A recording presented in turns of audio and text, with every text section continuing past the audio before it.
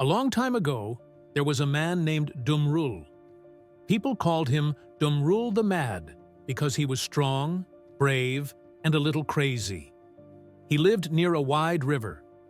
DUMRUL built a bridge over it and told people, "Pay me money to cross." If they didn't pay, he got angry and fought them. Everyone was scared of him. One day, a young man died in the village. His mother cried loudly. DUMRUL heard her and asked, "Why are you so sad?" She said, "Azrael, the angel of death, took my son." DUMRUL didn't like this news. He shouted, "Who is Azrael? I am stronger than him. I will fight him and stop him." DUMRUL didn't know Azrael worked for God. DUMRUL waited by his bridge. He wanted to find Azrael. Suddenly, Azrael appeared. He had wings and a dark, scary face. DUMRUL said, "Why do you take people? Fight me instead." Azrael answered, "God tells me to take souls. You cannot change that." DUMRUL didn't care. He pulled out his sword and swung at Azrael, but Azrael was too fast. He flew up, and DUMRUL fell off his horse. DUMRUL stood up and tried again. Azrael said, "Your time will come soon." DUMRUL laughed and said, "I am not afraid." But then Azrael touched him. DUMRUL felt weak and dropped to the ground. Now he was scared.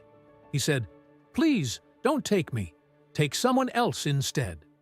Azrael replied, "Only if someone gives their life for you." DUMRUL ran home.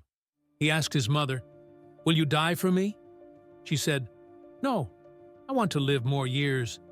Then he asked his father desperately, "Father, will you die for me?" His father said, "No, son, I am not ready to go yet." DUMRUL felt sad and alone. Then his wife came to him. She loved DUMRUL very much. She said, "I will die for you." DUMRUL didn't want her to, but she meant it. Azrael returned. DUMRUL looked at his wife, then turned to Azrael and said, "No, I can't lose her." He begged Azrael, "Please, let us both live. I was wrong to fight you." God heard DUMRUL's prayer.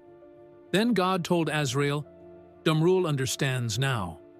Let him and his wife live 100 more years.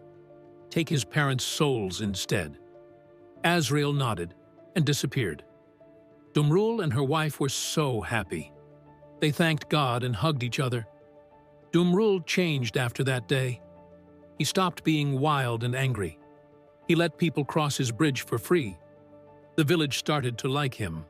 They said, "DUMRUL the Mad is not mad anymore." DUMRUL and his wife lived a long, peaceful life together, and the people told his story to their grandchildren for centuries.